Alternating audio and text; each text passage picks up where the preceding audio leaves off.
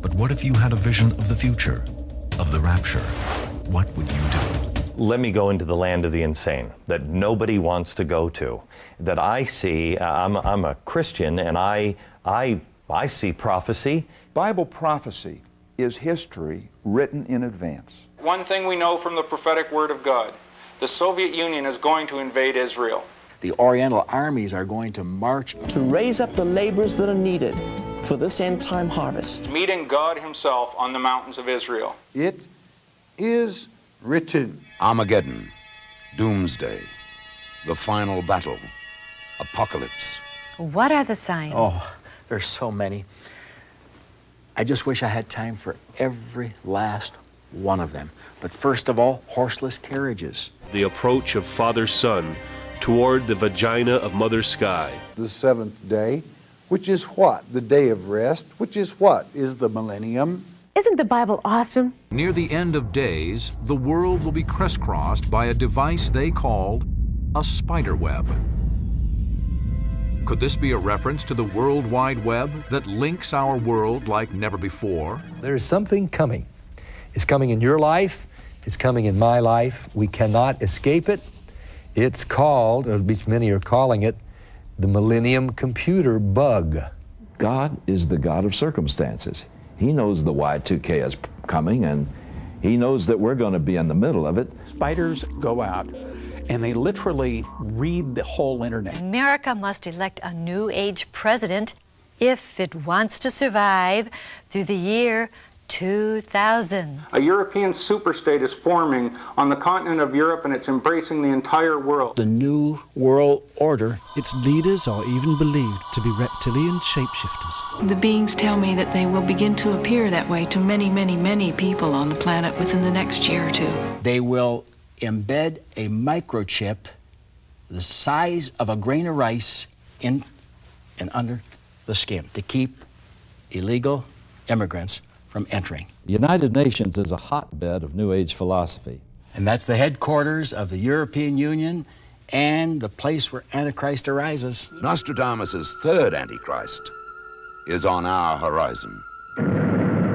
It's not when he's coming, it's who he's coming. Will it be possible to kind of beat the system, the 666 system? We will have to eliminate millions, yeah, even up to over 2 billion for the future. What has all this got to do with planet Earth and the dawning of the third millennium? Is this our immediate future? Where are we on the prophetic map? Is time finally running out? Will the end of the world be on December 21st, 2012? Is there some mystical significance to that date? Could these days that are just months away been foreseen by men from a long time ago who wrote them down for our benefit? This is a time like no other. The prophecy unfolding, and it could happen at any moment. The year 2000 as the time for when it will all occur. January 1st, 2000. The date has an unreal sound somehow. And 2001 is going to be a real problem. Somewhere after the year 2000 and up to 2012. Watch the year 2007. The nuclear war in 2008, 2009 kind of time frame. Unlike 1999, December 21st, 2012 is indeed the end of something. What do you think is next on God's prophetic clock? The rapture. All right. So on December 21st, 2012, in the region where the sun is aligning with the heart of the Milky Way, known as the galactic center, we will encounter a feature known as the Dark Rift. The veil between dimensions is becoming so thin and is being lifted on purpose. People could be raptured and just disappear, and there could be chaos all over the world. What a time to be alive, Rexella. The end of the world, the destruction of the world by the celestial crocodile of the sky, who is pouring out streams of water so that all life on Earth would be destroyed. It happens every millennium. You know, we're not trying to scare you folks. We're just reporting the news as it is. The sky is falling. Ouch. You have maybe already found out that martial law is in effect in many places. There is nothing that can be done in the area of self-preservation. People will start killing each other. Right there, right in the brainstem. Nuclear Armageddon. A thermonuclear war that will wipe out millions. It's the atomic holocaust. World War III. The ingestion of feces. A big plasma discharge that comes out and slaps the earth around and burns a good chunk of North America except for people in caves. Pole shift. Geomagnetic storms, mass death, and purification. Now try to imagine all these catastrophic events happening at once. The most important thing is to prepare spiritually. We'd really like to just say a blessing over what you've done here and give God thanks for all the provision that He's made for you. I know that a lot of Christians think, well, we probably won't be here when real trouble breaks out. We're going to be evacuated out of here in a moment, in the twinkling of an eye, and we're going to be in heaven. And live in that glorious, holy city, hovering above the earth.